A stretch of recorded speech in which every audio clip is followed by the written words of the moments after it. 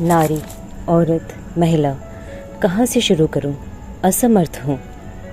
हे नारी, तू आदि है, अनंत है और अंत भी। जब तू बनती है माँ और गर्भ में होती है एक कन्या, तब तू आगे की कई पीढ़ियों को लेकर जन्म देती है।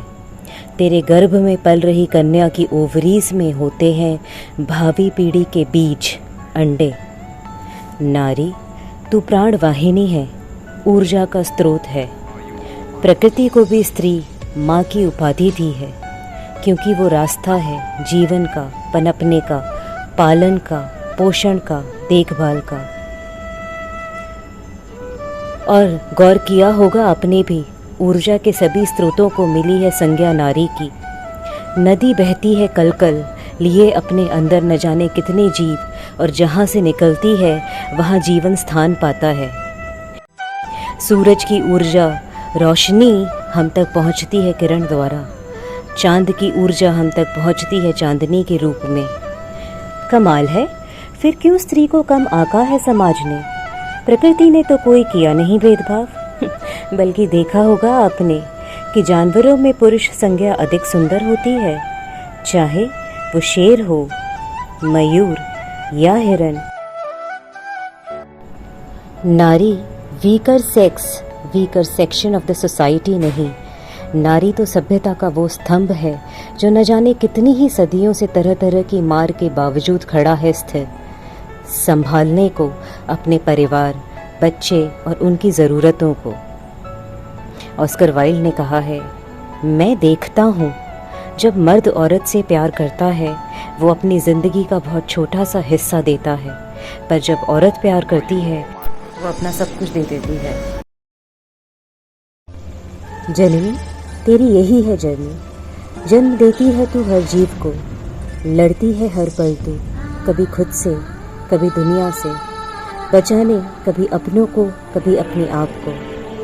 तेरा सफ़र ही तेरी कहानी है, तेरी कहानी तेरे संघर्ष में है। दूसरों का नित ध्यान रखने, खुश रखने में बदल देती है पूर्णतः खुद को। जन्मी थी जैसे चंचल चपल, कैसे बन जाती है गंभीर सकल।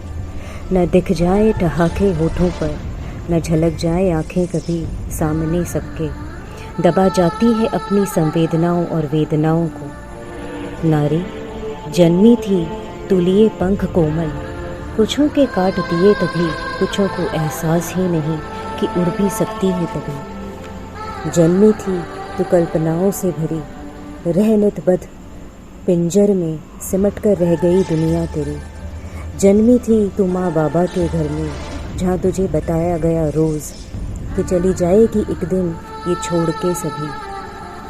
चली गई घर दूसरे, हो गई बेघर पूरी तरह, ना रहा माँ बाप का घर अपना, ना उन्होंने बनाया अपना। तू रहकर भी मर्यादा में जली है अग्नि परीक्षा में, तू रहकर भी पत्नी व्रता हारी गई है चौपड़ जुए में।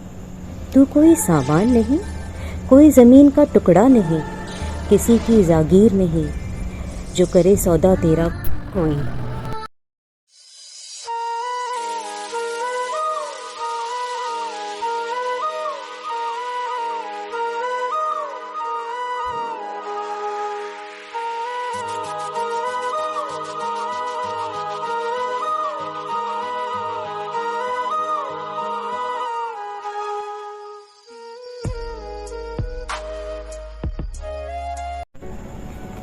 टेक्नोलॉजी तो बहुत है आजकल, आर्टिफिशियल इंटेलिजेंस जिसे कहते हैं। शायद हमारा ये स्मार्टफोन हमारे व्यवहार को हमारे परिवार वालों से ज़्यादा समझता है। बहुत ही पेचीदा ज़िंदगी हो गई है, और औरतों के लिए कुछ ज़्यादा, चूँकि वो पुरुषों के मुकाबले मूड स्विंग्स और हार्मोनल इम्बैलेंस का शिकार बनती हैं। नतीजा, डिप्रेशन, चिड़चिड़ापन, गुस्सा आना। इससे उभरने या बचने के लिए अभिव्यक्त करना ज़रूरी है, और उसे कोई सुनने व समझने वाला ज़रूरी है। इस पुरुष प्रधान समाज में बहुत कम पुरुष ऐसे हैं जो इस बात को समझते हैं। हम बहुत सौभाग्यशाली हैं जो श्री नरेश नाथ साहब ने न केवल इस बात को समझा, अपितु यह भी समझा कि बोलने वाला अभिव्यक्त करने वाला और उसको सुनने वाला, समझने वाला अगर एक जैसा हो, अगर उसके संघर्ष कुछ एक जैसे हो तो कितना अच्छा समीकरण होगा। और इसीलिए महिला काव्य मंच मन से मंच तक बना, महिलाओं के लिए, महिलाओं के द्वारा और उन्हीं से निर्मित मंच। मेरे जैसी न जाने कितनी ही महिलाएं श्री नरेश साहब की ऋणी हो गई हैं, जिनको एक मंच मिल गया है नित अपनी मन की बात सुनाने।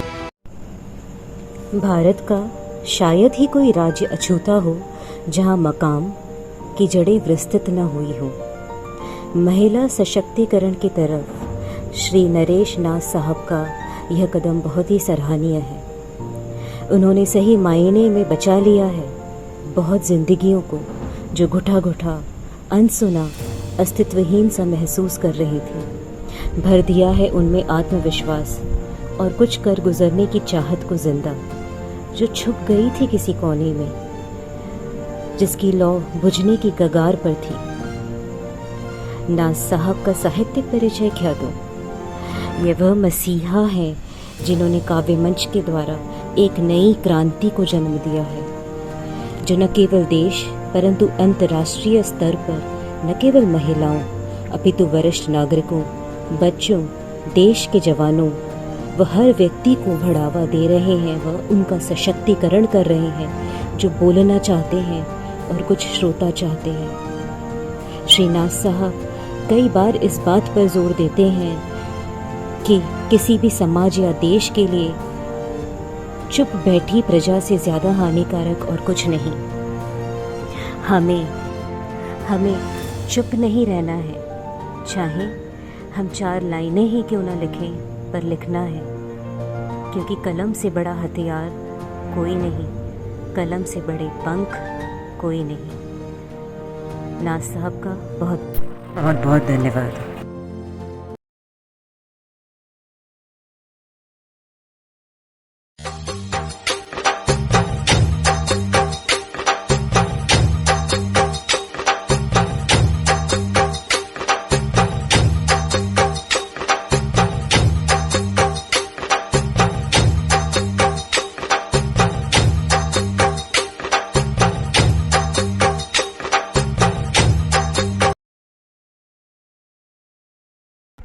बोलेंगे हम लोग कवियाँ लोग ऐसी होती है जो आसमान में हाथ बढ़ाकर इंद्रधनुष उतार लेते हैं।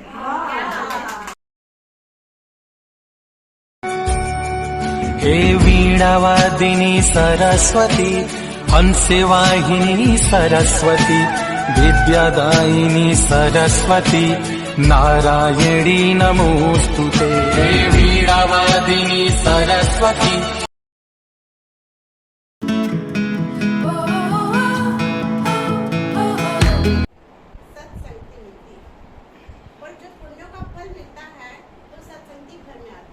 अरे वाह वाह। तो मेरे पुण्यों का उदय मैं मानती हूँ। आप लोगों का बहुत बहुत हृदय से स्वागत है।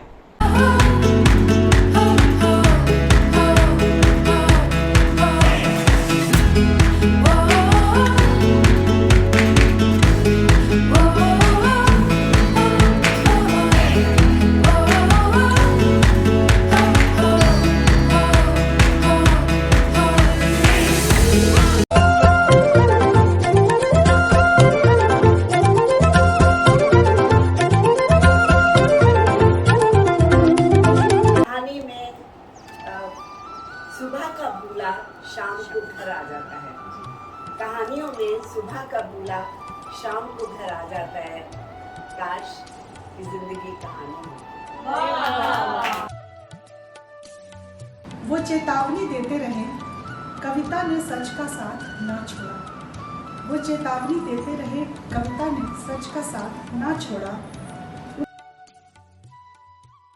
फिर कन्ने बोले बोले मेरे दिल को छू रही।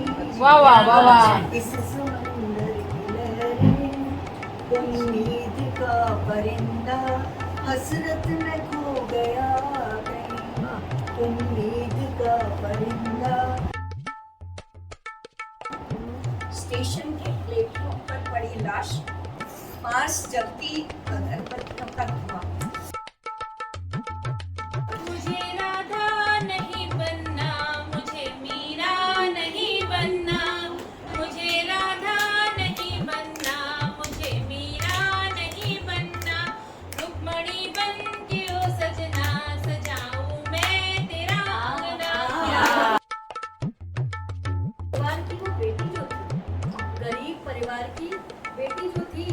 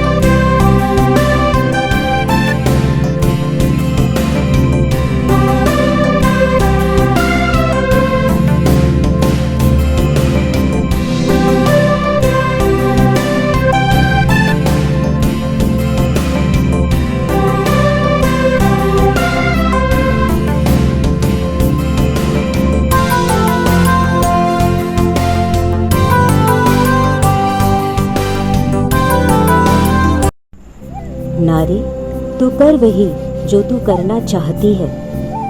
अब तो चक्षु खोल, नजरिया बदल, चली है हवा नई, सी कुछ, उठ खड़ी हो, बाहर निकल, देख देख देख देख कितने सुंदर पंख, कर अभ्यास उड़ने का, गोते लगा आसमान में, नहीं तोड़ने रिश्ते कोई, नहीं सहना गलत,